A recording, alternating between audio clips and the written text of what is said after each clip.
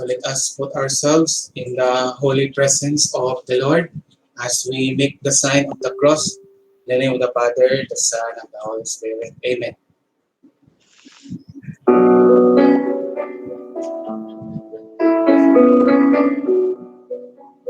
Our Father in heaven, we would like to thank you for giving us another day to live. Thank you for the protection we and our family have experienced. Thank you for providing all our needs and for giving us a sharing. It is our prayer through your divine grace that other people may receive and experience your protection, love, and grace. Keep us always from harm and sickness. Hold our minds and hearts so that we may give glory to your name at all times.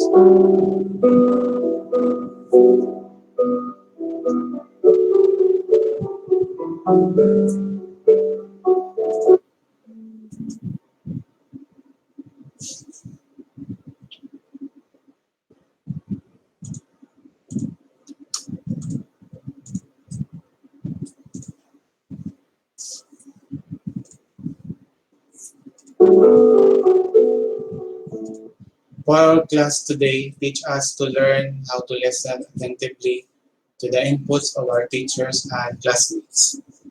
May we participate actively in the discussions and activities online so we could learn more while having fun even if we're apart from each other.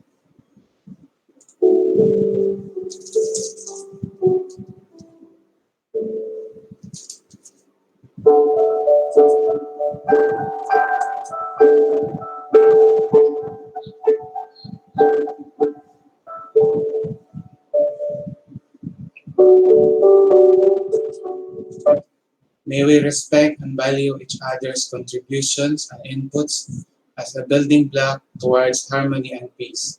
Grant that as we interact with one another, we recognize the fact that all our learning activities should be accomplished for your greater glory.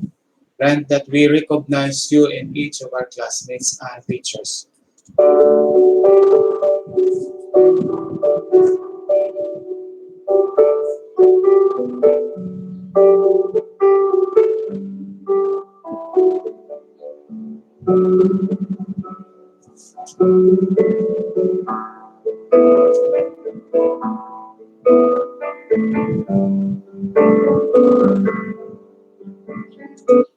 Help us to focus our hearts and minds on what we are about to learn. Guide us by your eternal light as we discover more about the world around us. Inspire us to be your effective instrument, and may we seek the goodness of life you prepared for us in the future.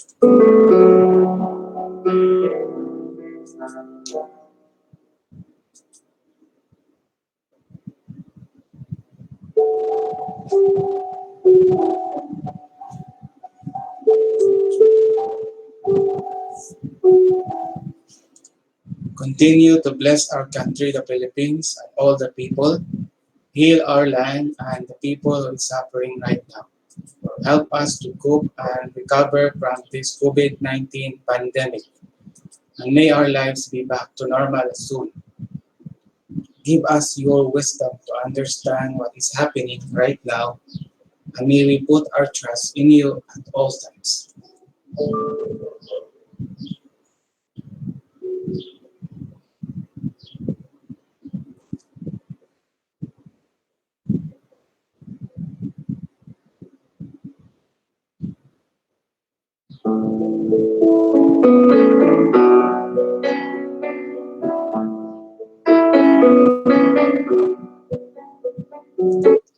We ask all this in the name of Jesus, the Lord, in the intercession of our Mother Mary. Amen. In the name of the Father, the Son, and the Holy Spirit. Amen.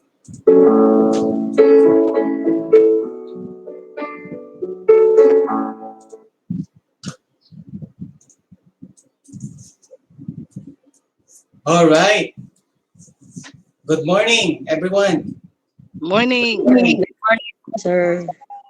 Good morning sa tanan. John Person, Ma'am Ara, Ma'am Pritzy, Sir. Julieta. Good morning. Ma'am Rebecca. Saan siya? Si Ma'am Rebecca. Wala gitu. Okay. So I may remind everyone to turn off their mic and to turn off also their camera for the etiquette in this Google Meet with my student. So first we give a prayer for the opening of our class. Then today we'd like to start with fresh activity using the one that Pantalyon has given us to our Module 1, Aralin 1, sa Araling Palipunan, Grade 8. So before we can start, I may present this slide, Ma'am Bijal.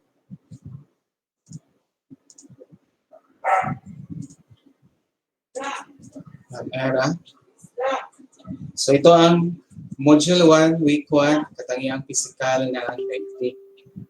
So may mga pamantayang pangnilalaman, may pamantayang pangkasanayan,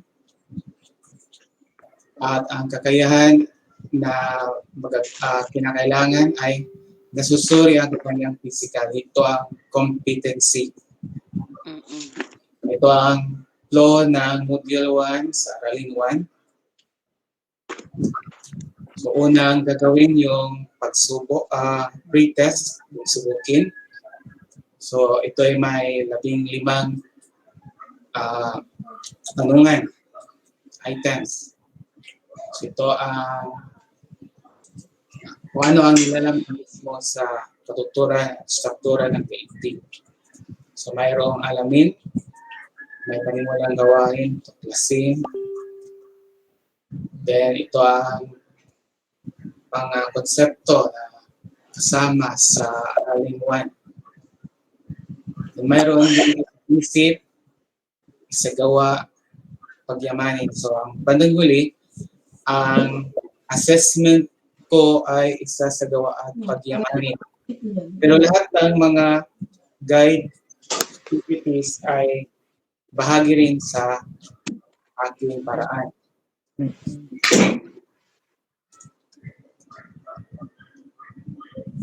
Okay?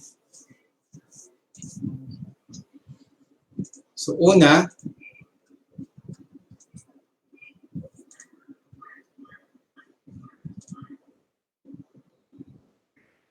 so John Person, so mayroong katanungan. Sir. Okay. Titingnan mo ang larawan ha? Sir, wala kayo makita ng picture. Wala pa? Okay. I will present it. Sorry. Present pa din ko. Wala na niyo.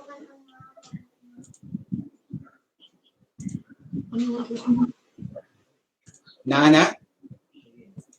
Sir. Okay. So ito ang larawan. Unang larawan. Sir. So may katanungan. Ano ang nakikita mo sa larawan? Ano ang konseptong napapaloob dito? Ang nakikita ko sa larawan ay isang chocolate hill sa Bohol. Maraming maburol. Oh. So ano kaya ang maiisip mo na konsepto na makikita mo sa larawan na yan? Yung sa Chocolate Hills sa Bohol. Ito ay isang anyong lupa, sir. Ito ay bahagi rin ng isang halimbawa ng anyong lupa. Correct? Tama. Yes, sir. Yes, sir. Okay, next picture. Ano ang nakikita mo sa larawan? Ang Okay. Continue. nakikita ko sa larawan ay isang river. Ilog. So, yun ay isang ilog. So, Ito ay isang anyong tubig. so ito ay, ang ilog na to ay sa Marikina. Kanina sa Bohol, di ba? Bohol, Philippines. Ito naman ay sa Marikina. Ito rin sa Pilipinas. Next picture. Ang nakikita ko sa larawan, sir, ay isang bulaklak. At ito ay isang bulaklak. Halaman. Hindi pa ang bulaklak na yan ay makikita dito sa Pilipinas. At iwan ko lang kung ano tayong particular na pangalan ng bulaklak ito. Pero ito ay bahagi rin sa anong konsepto ng pabilang. Bulaklak lang or yung mga maliban sa bulaklak, mayroong mga tinatawag na Halaman or halaman. kapaligiran. So, halaman mismo. So, hindi lang mga bulaklak. Ang naibigay ko lang, halimbawang larawan ay mga bulaklak dahil napakaganda sila. Pero mayroon din mga halaman dito na magaganda rin sa Pilipinas. Okay, ano kaya ito? Common na animals dito makikita. Isang buaya. Ang nakita ko sa larawan ay isang buaya. Ito rin ang species ni lolong, di ba? Lolong? Yung pinakamalaking buhaya sa Ito ay matatagpuan sa Agusan River. So, ano kaya ang pangkalahatang tawag sa mga hayop dito sa Pilipinas? Maliban sa nasabi kanina, yung mga halaman, yung tinatawag natin fauna. flora. Ito naman ay Fauna. Ano? Sir. fauna. So, yung fauna, yung mga klasifikasyon mismo sa mga type ng uri ng mga animals, yung hayop. Ito naman, anong bagay na yan na makikita mo? Isang tore. Sir. Yan ay isang tore, pero ang particular ay lighthouse.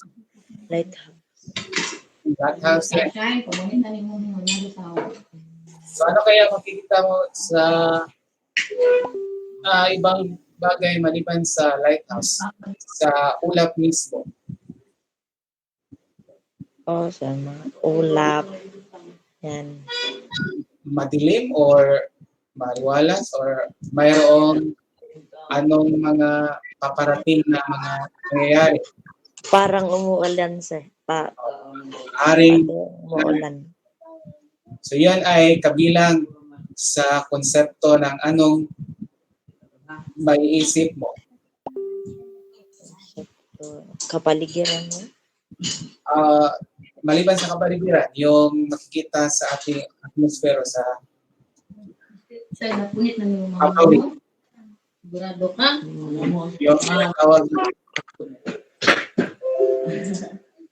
letter, di ba? Mayroong letter K.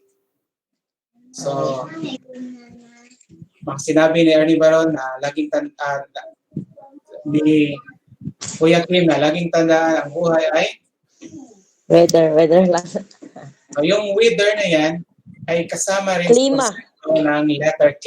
Yun ay Klima, sir. Klima. So yung pagkakaiba ng klima at ang panahon ay short term lang yung ang panahon, pero yung klima sa malawakang panahon sa isang takdang lugar.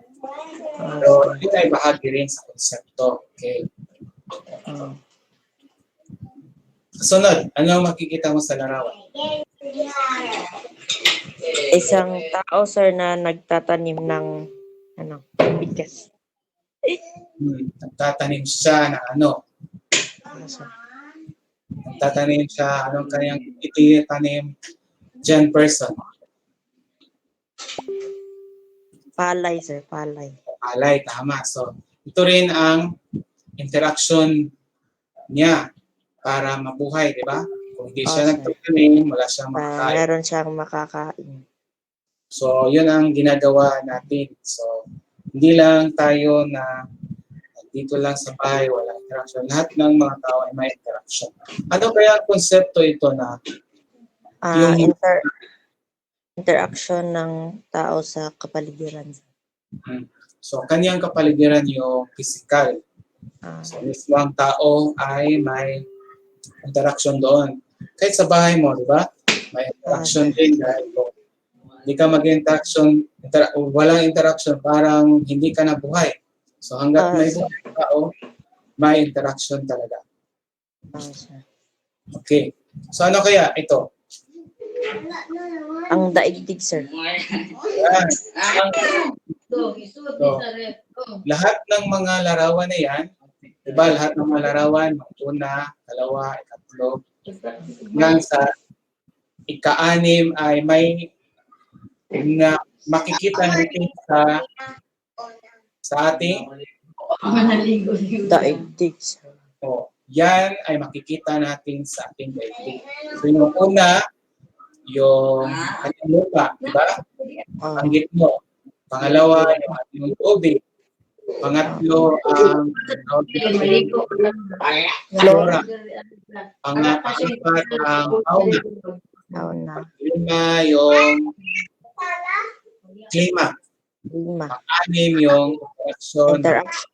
Tao sa kapatiran. Tama. So ito ay may kinalaman sa ating paksa natin ngayon. Paano kaya ang naisip mong paksa? John Person sa unang aralin ng Module 1 sa aralin Panlipunan Grade 8. Ito ay tungkol sa geografiya, sir. Okay, tama. Geografiya. So lahat ng mga nakikita mong larawan kanina ay dito makikita sa ating daigdig. So ito ang konsepto na ating katalakay sa araw na ito. So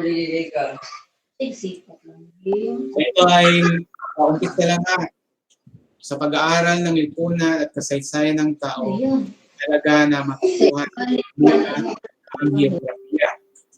So ang geografiya, ang ating paksa ngayon. Ito ay nagdidikta sa iba't ibang buhay ng isang tao mula sa kanyang paninirahan, pananamit, kultura, kaisipan, at desisyon. Lahat ng ito ay na-influensyahan ng kapaligiran. So, di ba, lahat ng ito ay kasama sa kapaligiran. So, na-influensyahan ito ng kapaligiran natin. So, ang ating question, ano nga ba ang geografiya? Ano ang mga bahagi na kaloob ng daigdig? So, nandito na tayo sa exchange of ideas dyan personal. Kanina, mayroon tayong exchange of ideas na nakikita mo sa larawan na sabi mo, konsepto. So, ngayon ay ating bibigyan kahulugan kung ano ang geografiya sa iyo. Oo, sir. So, pwede rin maghanap ka ng mapagkukunan ng kahulugan. Ang geografiya, sir, ay nagsimula sa salitang Grego na geo na ibig sabihin daigdig at graphen na paglalarawan. Tama. So, yun ay daigdig. so dalawang salitang Griego, yung geo sa salitang Griego na ibig sabihin ay daigdig. Yung graphe naman ay yung paglalarawan, yung kahulugan nito sa Tagalog. So, sa madaling salita, ano kaya ito? Ipagsamahin mo yung dalawa. Ang paglalarawan sa daigdig, ang geografiya ay ang paglalarawan sa daigdig. Tama, yun ang konsepto na geografiya. So, paglalarawan sa daigdig. So, ito ay may katangiang physical. So, yung nakikita natin ay katangiang physical. Yung mismong paglalarawan natin sa ibabaw ng daigdig. So, ang kasunod na katanungan, so kung ito'y makikita sa ibabaw ng daigdig, yung physical na katangian mismo, mayroon din bahagi sa mismong daigdig na nagbibigay na konsepto na hindi lang talaga yung makikita sa labas. Mayroon din makikita sa loob mismo ng daigdig. Yes, Kaya sir. nagkakaroon ng buhay ang Mm-mm. bawat isa. At ang ating mundo ay kumikilos, di ba? So Yes, hindi sir. lang patay ang ating daigdig ha, hindi patay ha, hindi patay.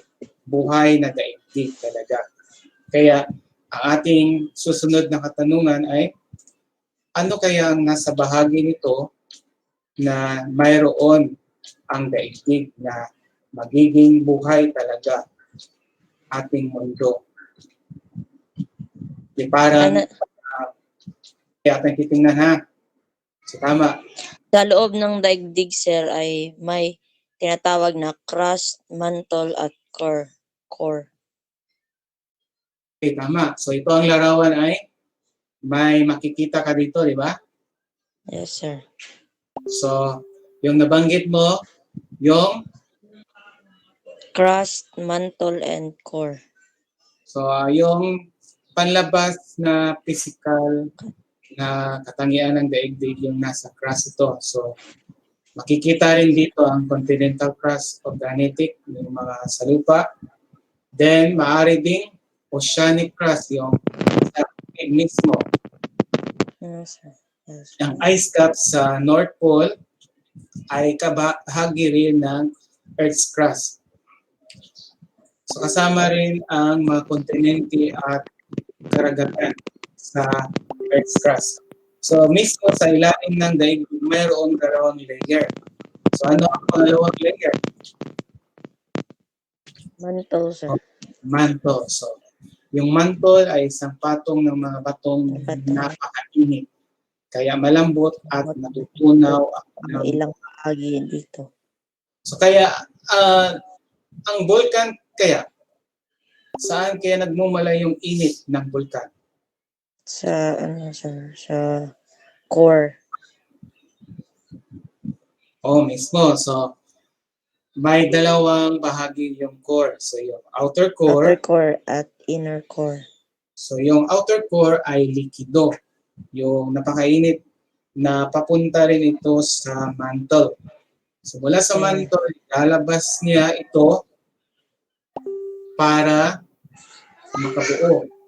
O kung magsabog ng bulkan, yun ay lalabas bilang lava. Di ba? Nanggaling yan sa outer core. So yung struktura ng daigdig, hindi lang sa panlabas. Mayroon din struktura ng daigdig sa mismong kaloob-looban nito. Sir. Okay. Bago tayo pupunta sa susunod na slide, ating titingnan muna ang ilan sa mga maaari nating mabigyan ng linaw ha. Yes, sir. Okay. So yung kahapon, di ba, kahapon na ibigay ko ang pre-test sa Google Classroom. Nakikita mo sa yung Google Classroom, John Person. Oo, sir. So ang deadline ng pre-test ay sa ngayong hating gabi. Yes, So, sir. ang exam mo na sasagutin ay 15 katanungan lamang.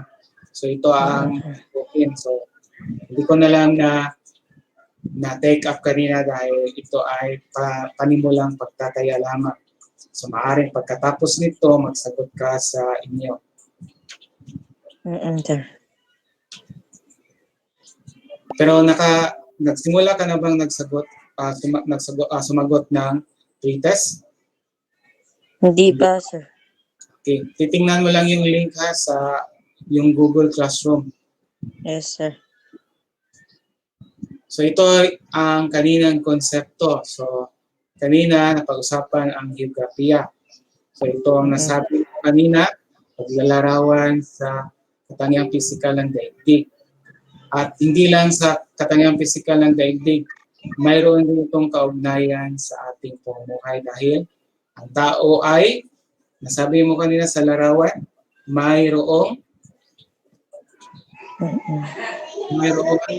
anong nagawa ng tao sa kanyang kapaligiran. Interaction, sir. Yun ay mayroong interaction. So hindi lang tayo ha, kasama tayo sa interaction sa ating daigdig. At kaugnay ang ating daigdig sa ating pamumuhay. So ang daigdig talaga ay isa sa mga 8 planeta umiinog. So evolution, umiikot sa isang maikling bituin. So ang ating bituin ay ang araw. So ito ay bahagi, tayo ay bahagi sa ating tinatawag na solar system. Yun ay may connection sa mga tinuturo sa grade 7 grade 7 mo na may kinalaman sa astrology. So ang lahat ng buhay sa daigdig, halaman, yung flora, kasama ng mga bulaklak, hayop, yung fauna, mga tao, tayo mismo, ay nakikiayon sa kalikasan at kapaligiran. Tayo nabubuhay na mag-isa lamang. So tayo nabubuhay para sa iba, yung kapaligiran. Ang daigdig talaga, ang ating daigdig ay mayroong, ang edad niya ay nabuo. So 4.54 billion. So ito ang edad ng ating daigdig. Yan, ang hugis ng daigdig natin ay bilog, haba. So yung tinatawag na spheroid. So ito ang makikita mo dito. So hindi talaga yung perfect circle. Yes. So oblique spheroid ang ating daigdig. Sa pangkalahatan, lawak ng katubigan, yung karagatan, aabot ng 70.9%. Ang kalupaan natin ay mayroong 29.1%. Tama. So yung 7.8, Ano sir, yung mga tao na 7.8 billion na tao na nanirirahan dito sa daigdig, sir. Yan so ang ang China talaga ang may pinakamalaking population. pinakamalaking populasyon sa daigdig. So abot na 1.39 billion. Yan. So maaring mag-iba ito sa susunod na taon ha, dahil bawat taon ay pataas na pataas ang populasyon. Pati rin sa ating yung 106 million tao sa Pilipinas, maaring sa susunod na taon hindi na 106 million. So bawat taon ay may naidagdag sa ating populasyon dahil maraming mga batang Nasisilak. Okay, tama. Yun din ang konsepto na ating paalam. So, ang struktura na banggit natin may 3, crust, mantle, at core. So, ang katanungan, babalik ko sa katanungan. Yung pangalawang katanungan kanina.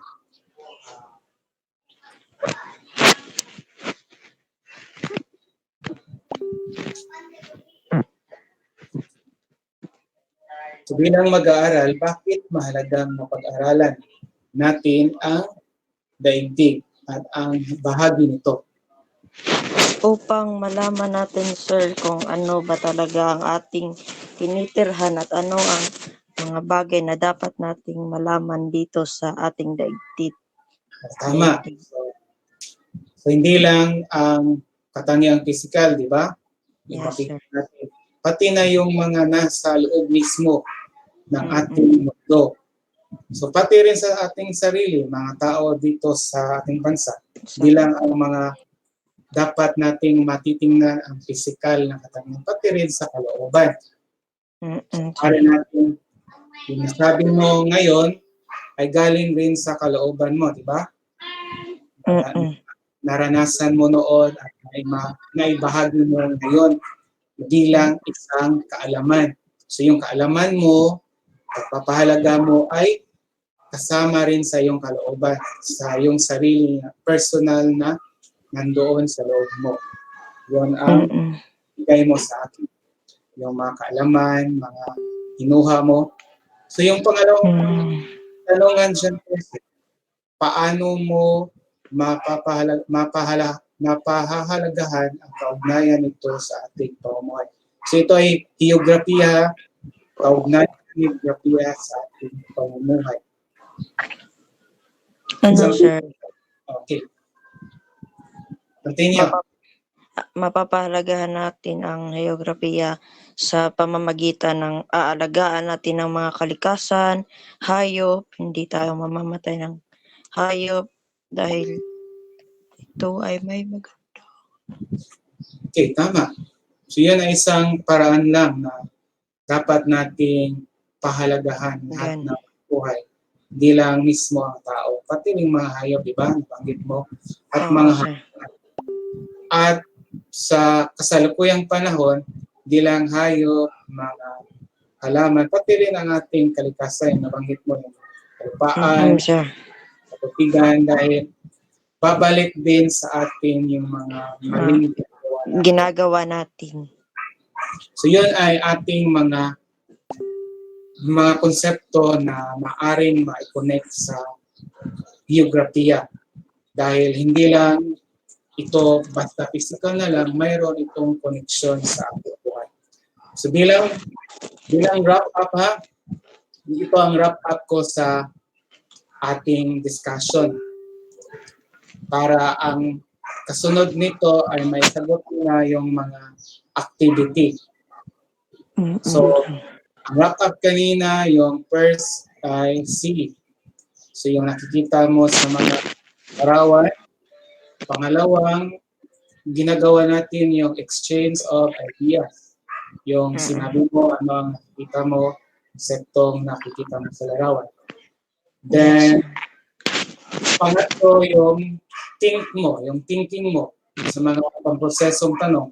May sagot mo kanina yung mga kahulugan ng geografiya, mga kasunod na mga katanungan na may kinalaman sa ating paksa. Ito ngayon, sa bahaging ito, yung learn. So, yung natutunan mo, so ating i-wrap up sa ganitong video. So, pwede titingnan mo lang na lang ang video na yun. So, ito ang video bilang wrap up mula sa YouTube.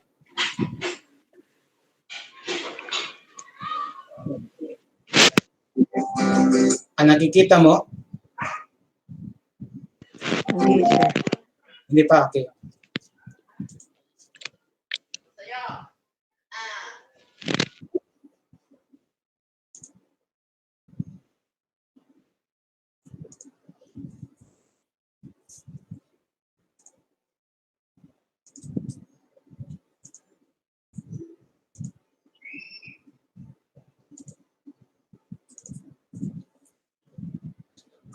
So, meron ng larawan, John Person.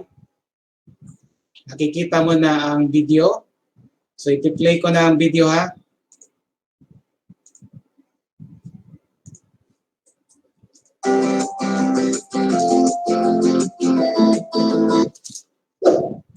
So, ito ay galing kay Teacher Mendoza.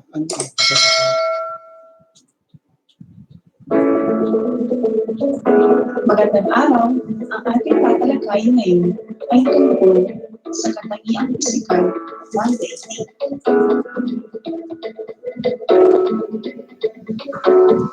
Nasaan nga ba ang daigdig sa solar system?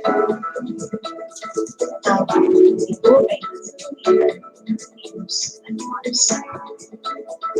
Isa ang daigdig sa balot na daigdig at Venus sa solar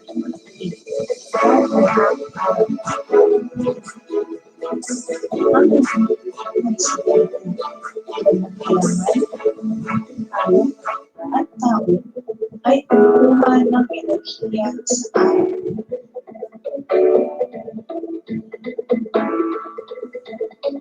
Gayon, halos lahat sa pagkasan at kapaligiran mula sa hangin, alon, ulan, klima at pagkon ay naaapektuhan ng araw. Mahalaga rin ang silang ng araw sa mga at magagamit ang tao ng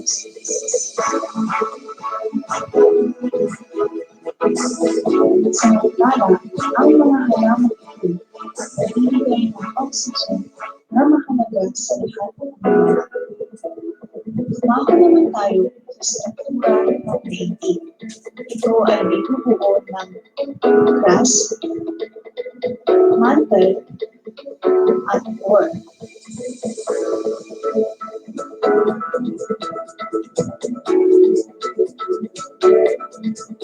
trust, ang matigas at mabatong bahagi ng planeta. Umaabot ang kabanto mula tayo hanggang anim ang mula sa subalit sa mga karagatan, ito ay may pagkalaman na 5 hanggang 7 kilometro.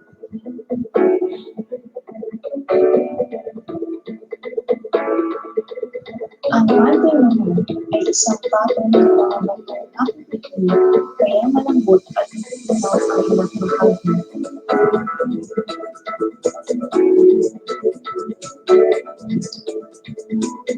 Tinatawag naman ang core kaloob ng mga bahagi ng isipin na ginagawa ng mga metal tulad ng anak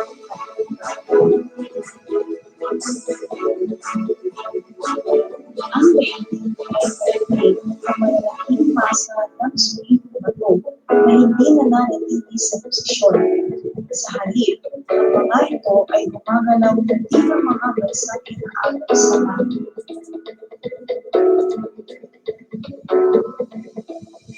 Ang susunod na magaling na talakayan ay ang 4 na ating Robert Lee. So,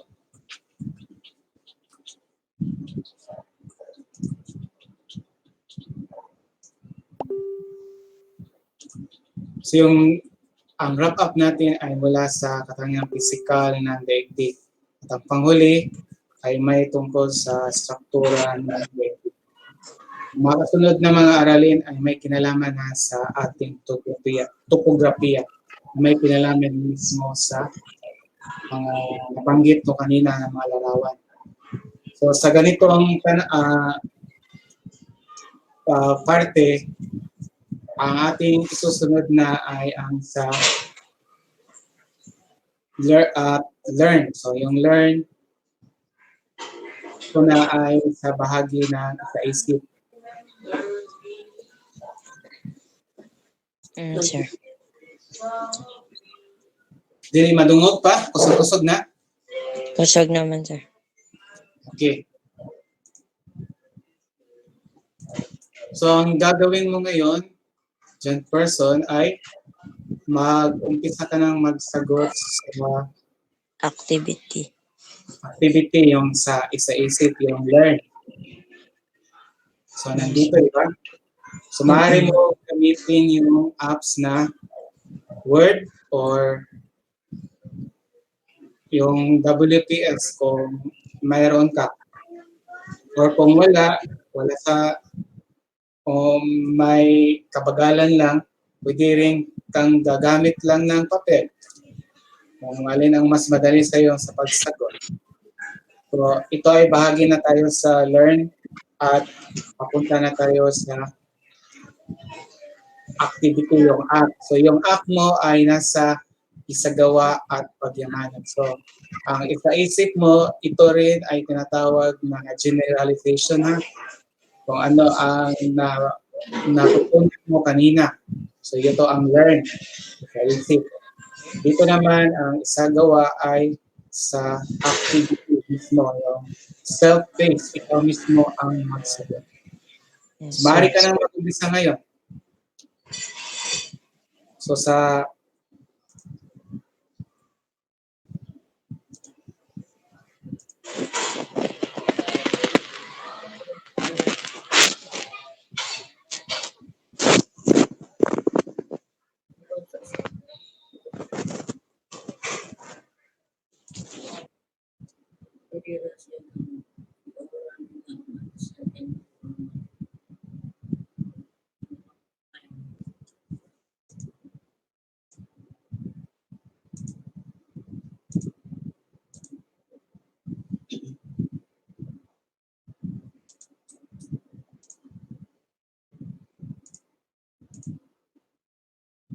John Person, Sir. ano ang gusto sa iyo? Anong mas madali sa iyo? Ang oral recitation lang or magsagot na lang mismo gamit ang papel? Sige, sir. Oral na lang. Oral. Okay, mas dali, di ba? Yes, sir. Dahil hindi naman gaano katagal sasagot ito. So, babasahin ko ha. So, yung activity, learn muna. So, learn is isa-isip.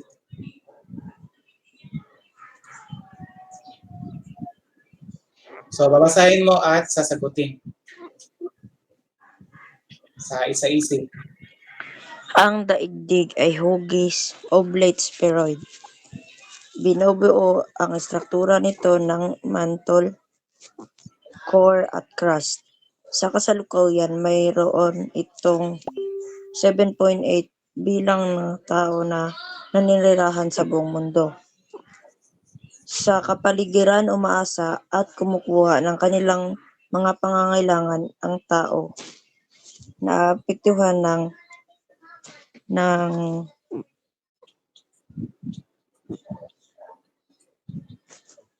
Letter. Ano kaya? Take your time. Konsepto na nabanggit kanina.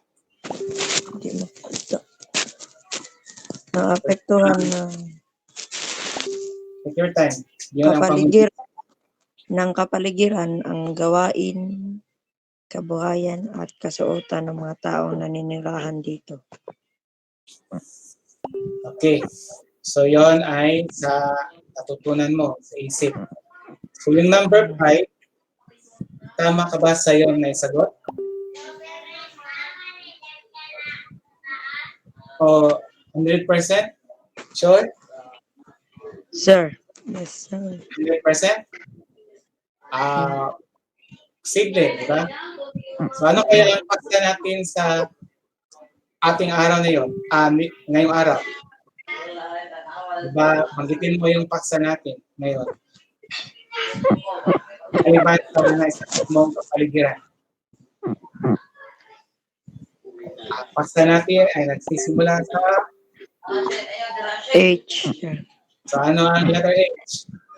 Naapektuhan ng heograpiya ang gawain, kabuhayan at kasuotan ng mga tao naninirahan dito. Okay. So, maliban. So, near to the correct answer yung kapaligiran. So, ang saktong talagang sagot ay ang ating paksa ang geography. Okay, tama. At least, isa lang. Okay. No hard feeling ha. Yun ay isa sa mga natutunan. Okay, so sunod ang activity natin, self-praise. Ikaw lang mismo or kung mayroon kang totoo, akong sa actual na, ito ay gagawin sa magkasama o group. Okay, sa tama o mali, basahin mo ang panuto at ang sagot ha. Yes, sir. Tama o mali. Suriin ang mga sumusunod na pangungusap at isulat ang T kung ang naturang impormasyon ay tama at M naman kung ito ay mali. Sapat lang bago ang bilang. Kung masakaling mali, kailangan mo itong itama. Ikisan ang maling salita at isulat ang tamang description sa ibabaw. Number 1. Matatagpuan ang mga metal tulad ng iron at nickel sa core. Tama. Number Okay, 2. sunod, number 2. Ang crust ay isang patong ng mga batong napakainit, kaya malambot at natutunaw ang ilang bahagi dito. Mali. Ito ay mantle. Correct. Ang daigdig ay hugis bilog at ito ay umiinog at umiikot sa araw. Mali, dahil hindi ito hugis bilog, ito ay hugis oblate spheroid. Okay. Ang Next. pangkalatang lawak ng katubigan nito ay 7.9% habang ang kalupaan naman ay nasa 29.1% lamang. Tama. Correct. Ang lindol ay ang paggalaw ng lupa dahil sa malakas o matinding paggalaw o pagkilos ng fault sa ibabaw ng bahagi ng mundo o Earth's crust. Tama. Correct. Ang topografiya ay ang makaagham na pag-aaral na Ang topografiya ay ang makaagham na pag-aaral at pagsusuri ng katangiang pisikal ng daigdig at ang kaugnayan nito sa pamumuhay ng tao. Mali, sir. Ito ay heograpiya. Correct. Number Ang 7. mantol ay mabato at matigas na bahagi ng planeta. Ito ay kung saan makikita ang iba't ibang anyo ng lupa at anyong tubig. Mali, ito ay ang crust. Correct. Number 8. 8. Ang lahat ng buhay sa daigdig, halaman, hayop at tao ay makikiayon sa kalikasan at kapaligiran. Tama, sir. Correct. Number 9. Geography ang nagmula sa salitang Grego na geo o paglalarawan. Mali. Ito ay ang geo ay naglalarawan na na daigdig. Ang Correct. meaning. Ang daigdig ay binabuo ng mahigit 100 billion taon na ang nakaraan.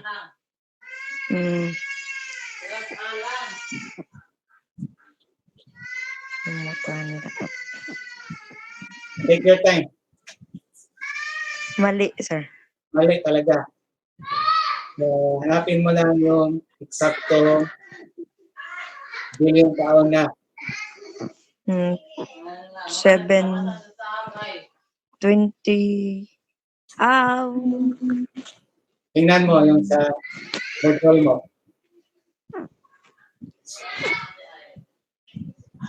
Take your time.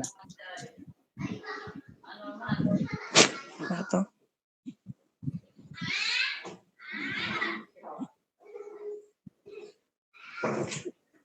Wala, nabasa. Basa ni mama ay ni Karen.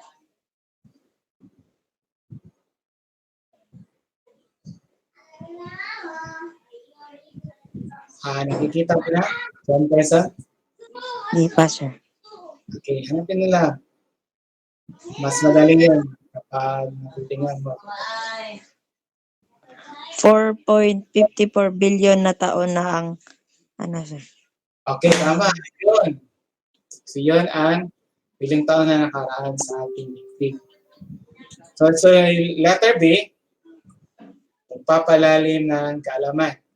So, pwede rin sabihin mo lang ang maikling pahayag tungkol sa epekto ng tao at mismong suliraning pangkapaligiran. Sir. Sa ang panuto, Pagpapalalim ng kaalaman. Sa kasalukuyan, maraming mga suliraning pangkapaligiran ang hinaharap ng daigdig dahil sa kapabayaan at pag-aabuso ng mga tao. Unti-unting nababago ang kaayusan ng pisikal na katangian ng daigdig at nasisira na ang kalikasan. Sumulat ng 5 suliraning pangkapaligiran at ipaliwanag ang epekto nito sa tao. Okay, number 1. Sir? Yung basura na sa ilog, katulad ng sa 3 de Abril. okay. So, ano ang epekto nito sa tao? Ang epekto nito sa tao ay palaging bumabaha at mabaho ang kanilang kapaligiran. Correct. So, yung pangalawang, suliraning pangkapaligiran mo. Sir? Yung pagpuputol ng kahoy na hindi nire-replace ng ibang Bago. kahoy ng Okay. bago. So, ano ang epekto nito kapag ganito ang nagawa ng tao? Sir, kapag umuulan, minsan may lugar na bumabaha at wala nang sumisipsip sa mga tubig na ang mga puno ang sumisipsip dapat. So, wala nang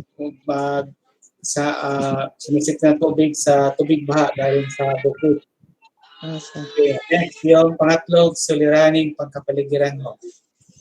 Sir, yung magtatapon ng basura sa kanal. Sa tubig.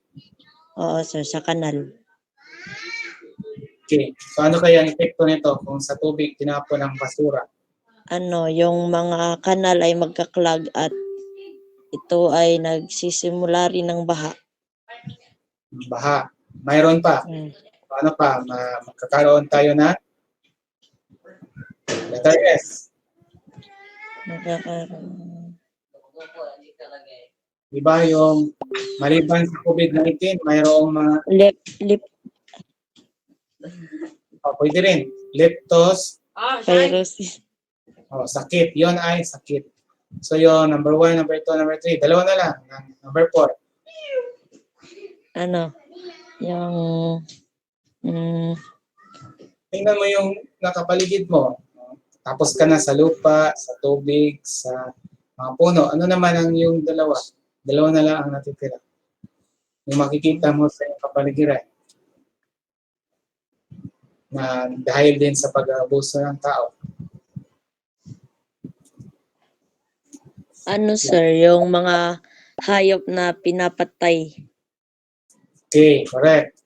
So ano Yung- kaya ito? Yung mga endangered species. Oo, sir, yung mga sila yung nagpapadagdag ng ng kagandahan sa kapaligiran. So kung wala na yung mga endangered species, mayroon pa ba tayong makikita sa Wala. susunod na generation? Wala na, sir. Wala na. So ito ay matitingnan na lang sa aklat, pero sa totoo wala na. So yun Yes, dapat sir. ang isa sa At- mga nasabi mo. Panghuli, at yung number Ang last, sir, ay yung mga bata na nagtatai sa mga dagat kagaya ng Pasil, yung mga tai na tapon mga- sa dagat. So ano ang epekto nito sa ating kabuhayan sa dagat? Yung mga isda ay hindi na malusog, kaya kung yung mga isda ay kumakain ng tae natin, sila ay kumakain na tapos ating ring kukunin tas kakainin natin. Babalik rin sa atin. Pabalik rin sa atin yung magkakaroon ng red tide. So yung mga dumi ng tao na nakakain ng mga lamang dagat ay babalik rin sa atin kung tayo ay bibili at kakain doon. So yun ay sa lugar ninyo, di ba? Sa ating mismong lokalidad. So yun ay tamang nabanggit mo ng mga suliranin na akmang-akma sa kapaligiran. So, yun, yung nasabi mo kanina, yung number 4, yung mga endangered na mga ibon, sa totoo, maliit na lang ang mga bahay nila doon na sa malayong lugar sa lupong bahagi ng Cebu City. So, iba na naupos na dahil pinapatay mismo ng tao. So, yun ay tamang mga nabanggit mo ay kabilang sa tutunan mo ngayong araw. Oo, sir. Tama, nakuha natin yung ating layunin sa ganitong oras, isang oras. So, maaari na tayong mag-usap kung mayroon pa bang mga paghihirap sa pagsagot mo. Sir, yung ilan nakakalimutan ko na. Okay lang, yun ay normal lang talaga. Mm-mm. And, Pero okay naman, sir. Okay lang. so yung activity mo sa pre-test ay online ha, para hindi ka na magagamit ng papel, direkta na lang makukuha ko yung score mo. So yun ay sir.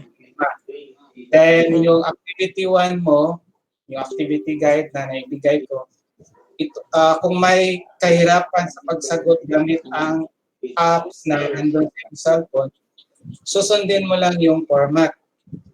So kung hindi malagyan ng kasagutan sa mismong format, gagawa ka ng bagong document na sinusunod mo yung format for activity 1. Sir. Mahirap talaga yung idadagdag mong sagot mo na mayroong margin, di ba? Mayroong mga formatting tools yan. Mahirap din i-save. Mas madali sa intelligent person na magsagot ka ng bagong document na gamit yung format. So para susundin mo yung format, yung activity guide answer sheet, eh, sa bagong format sa Word app, so ilalagay mo lang yung answer na. Sama rin na, ng mga pangalan na, yung format ng pangalan, subject, Yeah, or yeah. ngayong araw na gawa mo. So walang deadline yun, ha?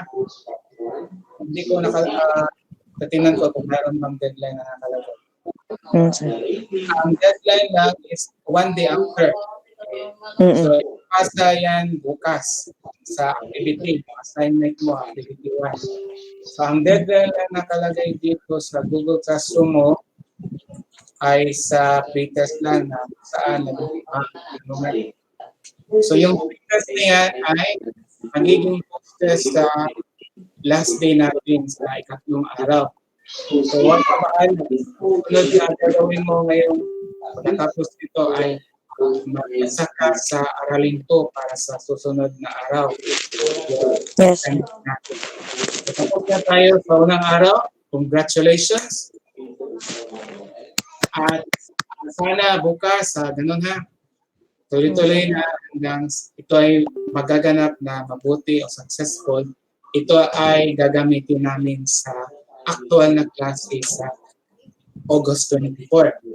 So, salamat. Congratulations, John Person. Thank you, sir. So, Thank ano you, sir. pa masasabi mo? Makikinig Yun ako lang, yun lang, sir. Na-enjoy ako sa pag-aaral ng dito sa nag-ooral dito. Okay, mayo ng oral no kay direkta na no. At least sa lang kusog ang imo internet. Then kabisado mo yung activity, mas madali lang. Pero yung internet mo, isa lang ha, kaya ako ng written, yun lang ha. So wala na ibang idadagdag para hindi isang written, isang oral. So ngayon oral. Pero ipapasa mo bukas yung written. So that's all nga, wala nang problema.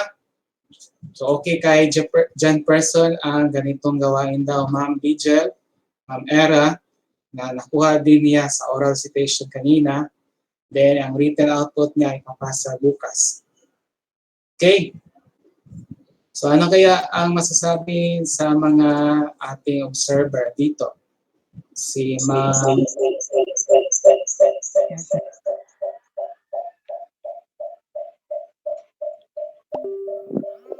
Si John Person, right tayo.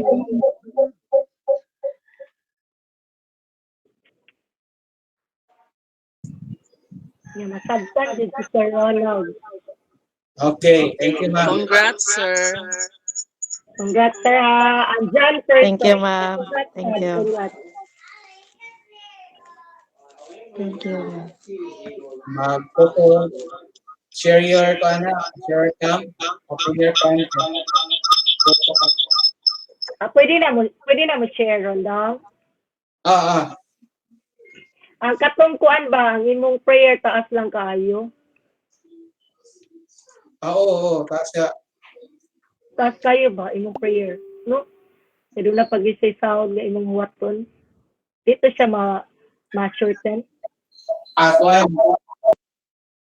Ni kuan to ma'am Vision ni taas kay ako mangi-post ba. Kay Okay. kay kung ako tong i-run-through as video, paspasag ay di ko kasunod. Pero kung pwede sa nato ito i-run-through ha. Okay. Auto ni itaas siya kaya ako mangi-post kaya ako mangi-basa. Kaya ako nagbasa ganina. Huwag ako magbasa na. Proceed na sa kuhan. Taas. At least natin kuhan pa ka na before ito mag-start. Okay ra. At least na kay kundi ko na ito ako ito ikuhan na imubo pa. Pwede ra. Thank you ma'am. Bigyan sa comment. So far, nindot kayo dun sa una hindi ko kay maunyan. It's good kung kung nasa partner ba, kani siya.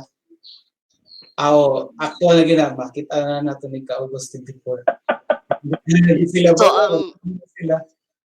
problema sad, sir, lain, sir ba? Kay basta ingon ani online, nga naa sila sa ilaha, Hmm. naay mga saba nga maka-distract, 'di ba?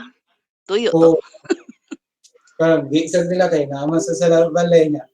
Mao Madunggan, lagi. dunggan no. Maunay usa sa kuan disadvantage ani. Oo. Kay di man ta kapugo nga naa sila sa ila nya Kaya ako mga tong bata. mga bata o may pamilya. Mm. Ako So datoy usa na siya sa online nga problema. sakto yun ma'am Era kay isa ko ako tong i-mute si John Person di mo sad pwede kay mag-answer man siya. Kaya Gisabaan kay siya, iya gaytong gi-mute ug kausa niya iyang gibalik. dili ko sa side kung iyang i-mute. O gina, lahos na lang gina lang distansya lang. So ang yang net biya kusog-kusog pero kung natoy usa ka situation nga pareho sila wag tang ano niyang net no press na siya noon. Lagi. So at least na siya ikuan ka operation. Ang lain na ko observation no. Bright yun ang bata. Oh, kana si John Person, kamao na siya. Kung katong pagpaagi ni Sir Ronald, maayo gyud to siya sa mga bata nga hinahinay bitaw kanang agakon gyud nato. Pero tagana ni mong time si John Person, pwede ra na siya magtabi nga siya ra. Bright kay siya. Uy, dali ra ko siya Kamao na maka-answer. siya, kamao na. Mao di ay. Mm. Sa una lang ka itong mga hinay yung kay yung kakahuman ato, sir. Oh, imog yung gayran pag-ayo. Si Ronald gani, gigayran gyud niya pero Gayran kanas bitaw John niya. Person, Dali kung ra. magtabi na siya, kung maminaw mo gina siya, mutabi gina. Ako lang take your time dong para at least na kayo ma-express ba. Oh. So ako kanina ma'am DJ kay ako man tong i-wrap up gyud kay para gyud kung na kita ba kita sugod hangtod tapos sa adto na to siya sa bahin sa learn. Kaya akong gigamit nga strategy kay set lamang ang C mo to ang S kaya ang E exchange of ideas. Kaya ang T think so siya mismo ang mo reflect. Na before ko mo proceed sa L sa learn. So ako sa to siyang ibalik sa bahay. Klaro. Ay abot na sa learn na to, doon na yung mga discussion na. Then kadili pa ko mo proceed sa letter E katong act sa final na gid nga activity nga self-paced. I-wrap up na ko. At least ba nga kuan mabalik-balik gid niya na dayon ika-activate mo na to. Makompleto na niya ang last part of act. Ako sa nakatunan sa kuan bago lang ni kanang sa repetitiyo ba photo values nga style. So akong isuwayan sa mo sa kuan okay ra mo kay mo relate ba sa kuan sa bata sad kaya siya sugod nga makita nga exchange. So actually kay siya raman usa pero sa actual ani niya na gini siya partner or grupo. Kaya butangan na limit kay kung daghan nga grupo magtabi no madugay ta human ora set agmay na question one or two questions so Mao. okay oh. Thank you ma'am ha Congrats sir. Thank you, ma'am. magkuanta pwede lang ikaw yung screenshot ka Ay, sir. Yan. Ang yung ang division ng dyan kung kami sa pagkakot na yung ganda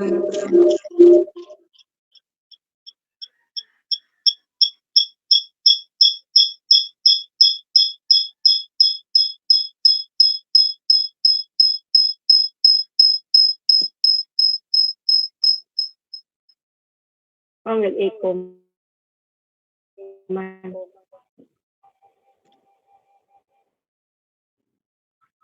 Screenshot. Hello, dyan.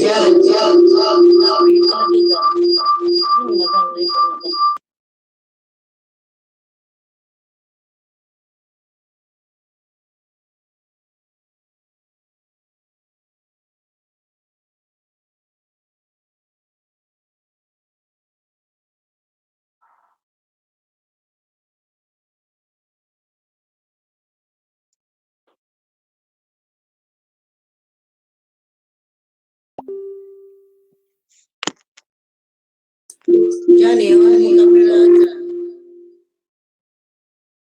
Diyan person, i-on mo camera.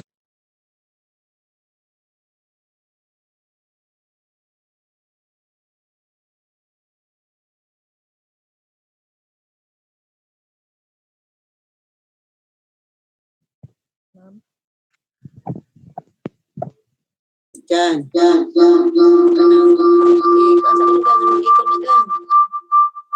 Nanghangyo ang taga-division dyan. Pwede pa daw ka karong hapon. Kay kuwang ang learners sa taga-division. Try na ako, ma'am. Pangangayo lang permiso sa imong auntie ha. Ako pag i-verify mo, chat lang ko nimo, send lang ko message nga what time magkuan sa division. Gamiton mo ang tanang grade 8 kung walay schedule ang online. Gamiton niya sa division kay nagkuwang ilang bata. Ang gutong yun ang gusto ni Ma'am Ganar, what time mahimo. Mobi ang paborito, ang taga-gutong.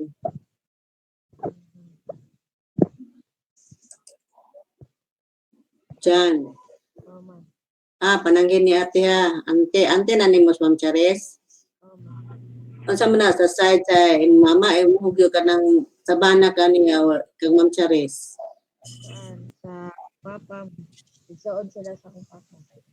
Nagsuon din sila. So play na din sa mong papa, bata pa din mong papa. Dili, 44.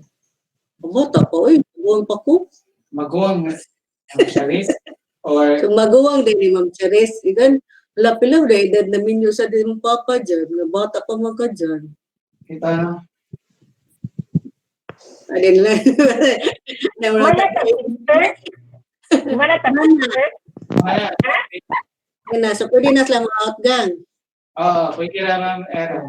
Pwede na mo out. Salamat Ma'am ha. Thank you. Kanang din. Ah,